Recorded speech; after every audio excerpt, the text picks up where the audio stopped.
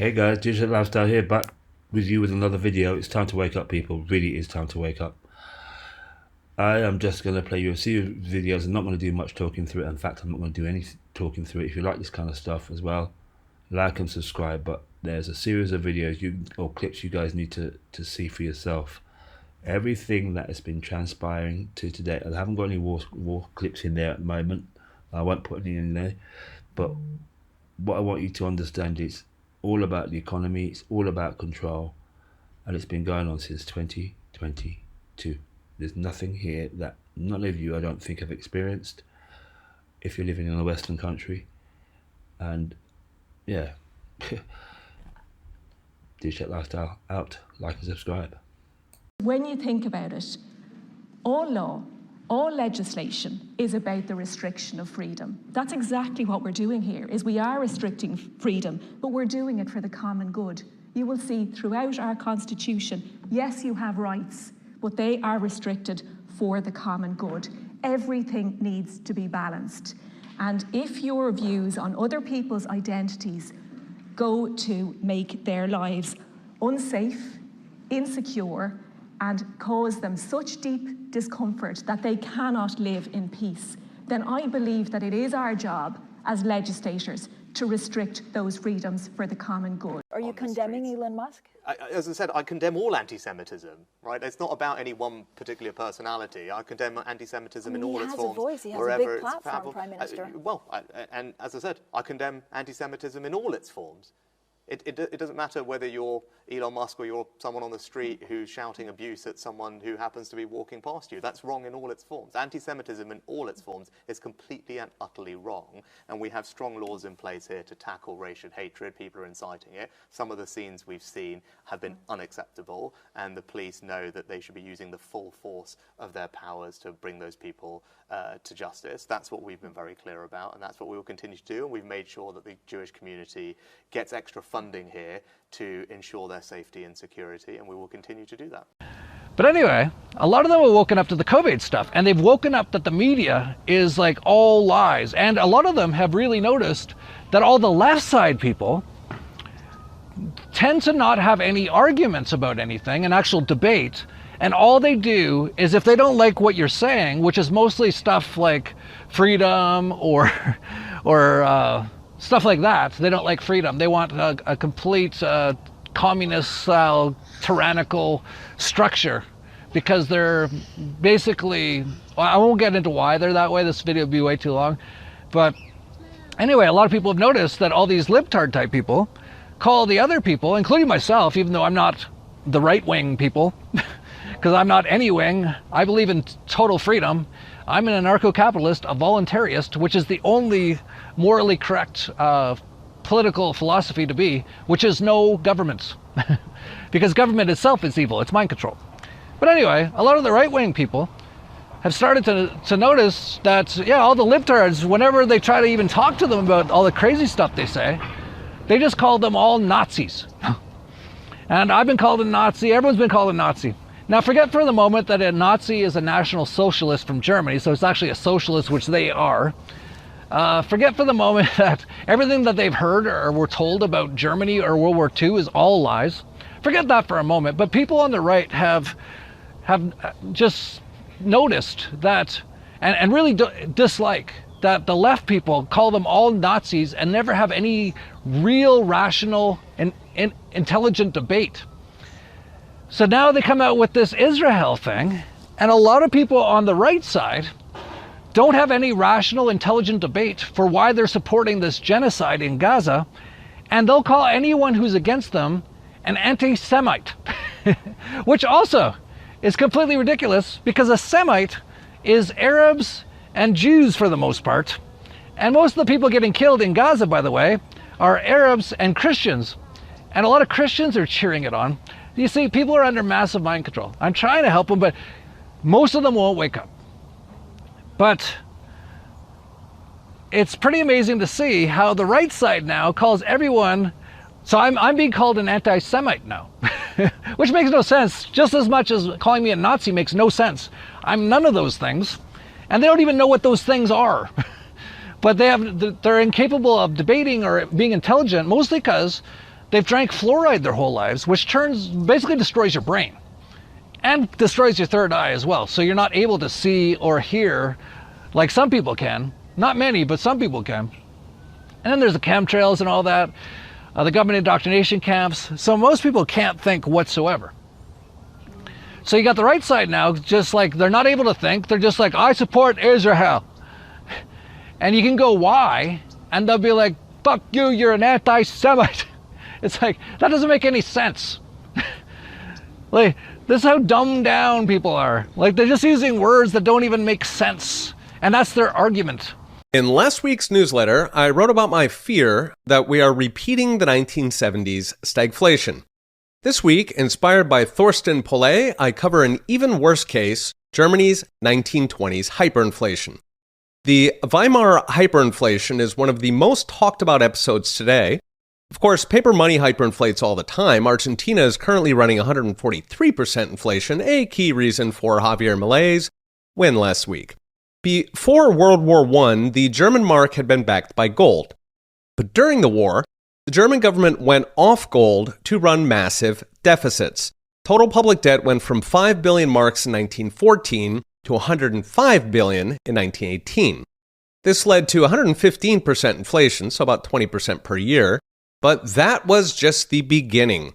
The war had wiped out nearly half of German industry, saddled it with massive reparation payments, and the new socialist government wanted to hike spending.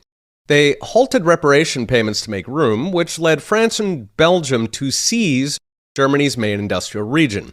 The government encouraged workers to resist, promising to pay all of their wages. This turned out to be the bite from the apple. So starting in May of 1923, the central bank cranked up the money printers. Physical currency doubled in a single month, then it rose 40-fold in 3 months, then it rose a billion-fold, not a joke, by Christmas. Prices, of course, soared. A loaf of bread cost 200 billion marks. That was roughly double the pre-inflation national debt for a loaf of bread. Germans would rush out on payday to spend the money before it inflated away by the end of the day. Housewives use bundles of marks as firewood. A dollar bought 4.2 trillion marks as American exchange students in Berlin used their food allowances to buy up houses. Unemployment rose to nearly 30%, and even middle-class Germans were selling off their family heirlooms. In the countryside, roving gangs on bicycles beat up farmers, killed their livestock out of spite, and stole food. The hyperinflation only ended when the central bank was forced to stop issuing new money to fund government deficits. The Reichsbank massively reduced new issues, revalued the mark, and it stuck. The hyperinflation was over. So what's next? Brought to you by Unchained. Like the Federal Reserve, the Reichsbank was independent on paper. But given governments always control central banks, they are never truly independent. That means when government spending takes off, so does inflation. During COVID lockdowns, the Federal Reserve printed nearly $5 trillion to finance federal deficits. At one point, $1 in $3 had fresh ink. It delivered what it always does, out-of-control inflation, with deficits now once again threatening to restart the money printers. So what is the solution? Simple: separation of state and money. Individuals only strike money that holds its value. Otherwise, people will not accept it, whether it's gold or Bitcoin. Only the state can hyperinflate, and as long as the state controls the money, it is always a catastrophe waiting to happen. Once government controls the money, we all know how the book ends. It's just a question of when. Read the full article with charts and links to some great reads at profsaintange.com. Okay, we'll be watching. See you next time. Do you want to know how bad healthcare is in America? Here's how bad it is. I get stitches, cut my finger the other day. Go into the hospital, get my stitches done. No big deal, whatever. I have to wait 2 weeks to get them taken out. In the meantime, I get billed for my visit. Before insurance, for 5 stitches, $3,800. After insurance, $1,800. Or $1,900, excuse me. After insurance, $1,900 for 5 stitches for a terrible hospital visit. Anyway, fast forward. So, I get my bill and it's time to take the stitches out. So I schedule an appointment at the urgent care that is associated with the hospital that I went to. Same company.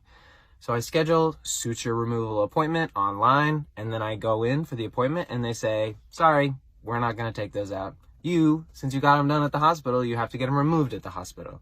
I said, why didn't you tell me that when I scheduled the appointment online? They said, sorry, go to the hospital. So I go to the hospital. And then I wait around for a while in the ER, and then I get back and I ask the nurse, hey, this is what happened. They turned me away at urgent care, told me to come here, that you guys would do it for free. Is that true?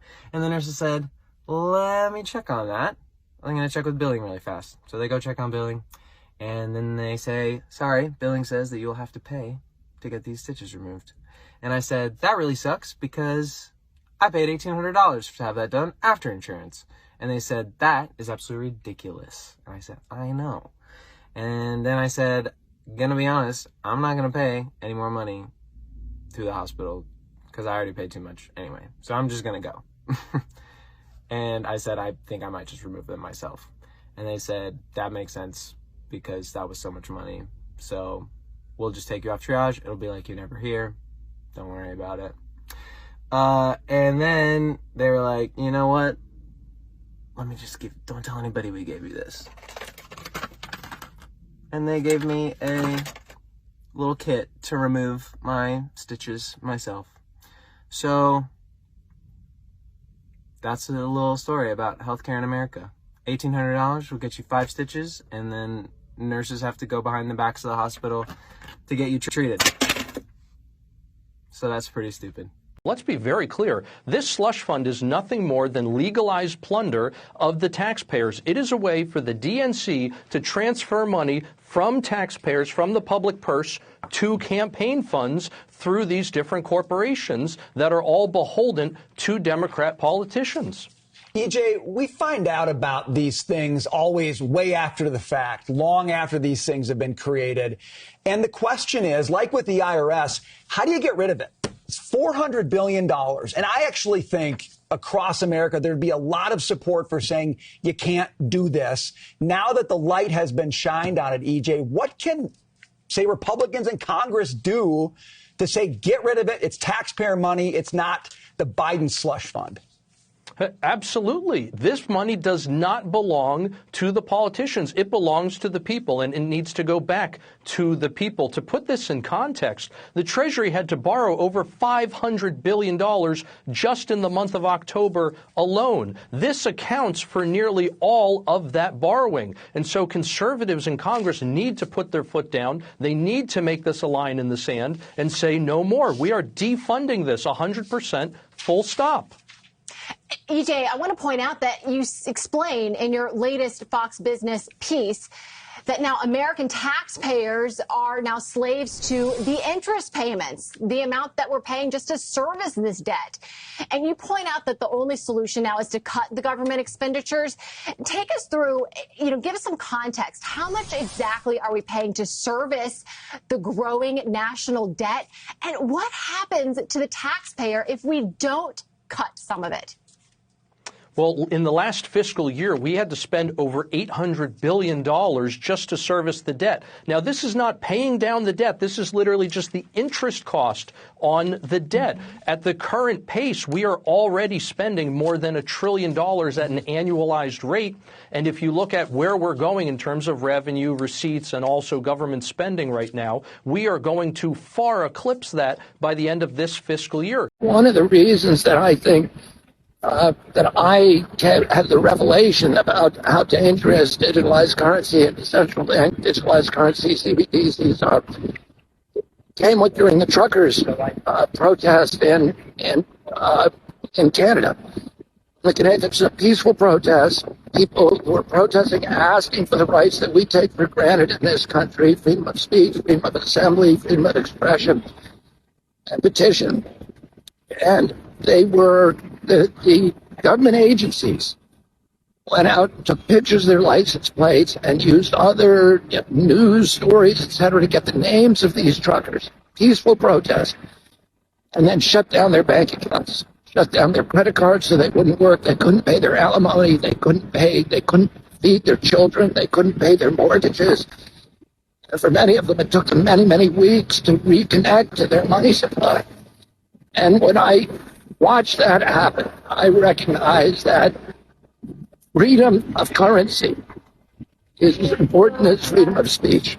Because if the government can starve you to death, none of these truckers were charged with a crime. They certainly weren't convicted. They were simply They were simply dissenting from government policies that they had a right to dissent from. And the government didn't like that, and so it was ready to literally starve them to death. If the government can do that to you, we are living in feudal serfdom.